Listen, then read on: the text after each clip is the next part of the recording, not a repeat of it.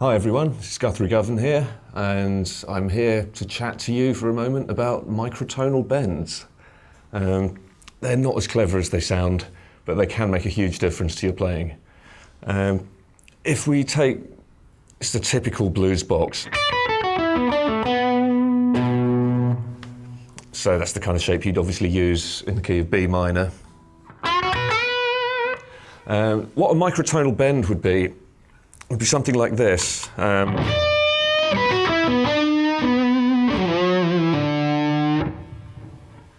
What you're actually doing there is playing a note that's correct and then squeezing it slightly out of tune. Any kind of music that's blues or rock related, you have the luxury of being able to squeeze certain notes so that they become a pitch that you won't find on a piano. You might bend this to a note that's not really D and it's not really D sharp, it's somewhere in the middle, D.2 perhaps.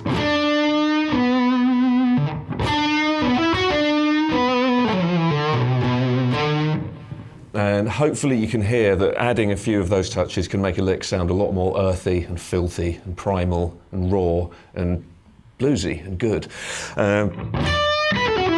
So if I play a simple lick with all the right notes and then I'll play the same thing again but squeeze some of the notes slightly out of tune, hopefully you can hear that although this is okay, this somehow sounds better.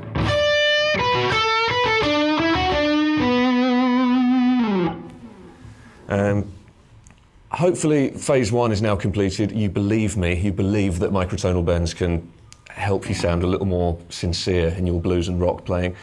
Here's how it works. You can't do this to every note, otherwise you get... and it sounds atrocious, and you will be fired from your band. And it won't be my fault because I'm about to explain how you can bend certain notes but not others. For any scale shape you're using, find your root note. We're in B minor at the moment, so your root is B. There are the B's in the scale. So the note that lends itself the best to being bent slightly sharp is the flat third. And in less theoretical terms, that's the note that comes after the root note. So there's the root. The next note in the scale is this one. Because it's a flat third,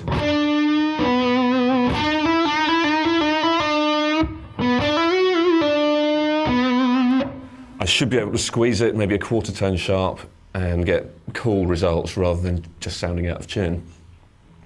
So that works for any flat third in any scale position. The next time you're running through your pentatonic boxes, maybe slow it right down. Instead of having the race with the metronome, maybe try and find the minor third in each of those positions and experiment with squeezing it slightly sharp. And the one thing that will really help here and make you sound more believable is to pay attention to what happens at the end of the note. If you compare the difference between this one and this, which I think is worse, hopefully you'll feel the same.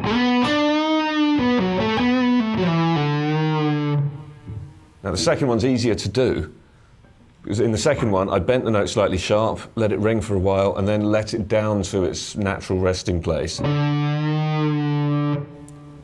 But really what you're doing is taking a note that exists in Western music theory and tweaking it until you've got just the right effect.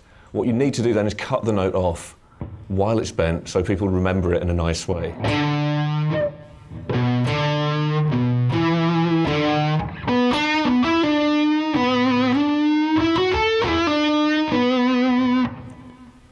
Like that.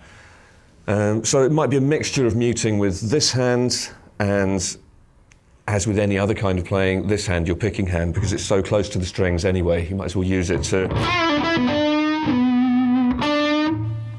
cut that string off.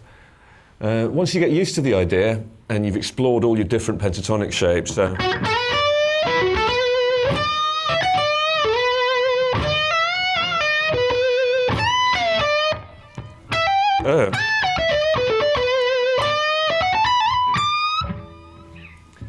you could then try the same thing with the flat seventh.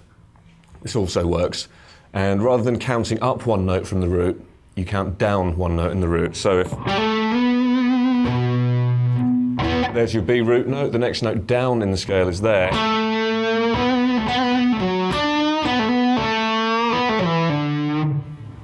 So with those pair of notes, the flat third and the flat seven, squeeze both of those slightly sharp, mute them at the end, and you should be able to transform some fairly pedestrian blues rock licks into something that sounds like it's come straight from the Mississippi Delta.